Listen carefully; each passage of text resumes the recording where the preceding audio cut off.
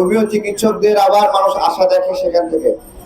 তো এটা একটা সাধারণ বিশ্বাসের কথা বললাম, যেটা আমরা অনেক সময় অনেক চিকিৎসার সুরাহা পাই না, তখন হোমিও চিকিৎসক ভাইদের প্রতি আমরা চিন্তা করি যে ভাইরা হয়তো বা কিছু করতে পারবে।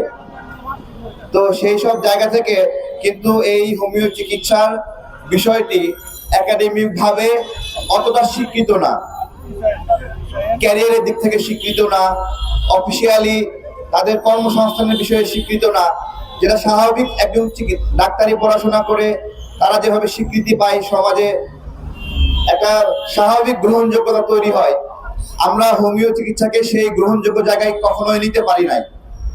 তো এইটা যদি বাতিল একটা প্রক্রিয়া হইতো যে এটার মাধ্যমে মানুষ সুস্থ হয় না, তাহলে এটা অনেক আগেই এখানে ব্র্যান্ডিং বিজ্ঞপ্তি দেওয়ার প্রয়োজন ছিল না।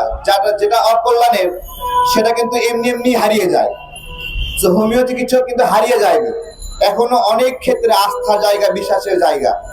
তো আমি ভাইদের যে দাবিগুলো এখানে উল্লেখ করেছে, এটা অবশ্যই একটা নির্দিষ্ট প্রক্রিয়ায় শিক্ষা গ্রহণ শেষে সেই প্রক্রিয়ার ক্যারিয়ার অনিশ্চিত হবে, এটা তো হওয়া উচিত না। আমি তাদের ক্যারিয়ারের এই নিরাপত্তা এবং নিশ্চিত দাবি করছি, এবং তাদের দাবিগুলো যেটুকু বিবেচনা করে আদায় করা সম্ভব সরকারের দৃষ্টি আকর্ষণ করছি। ধন্যবাদ সবাইকে।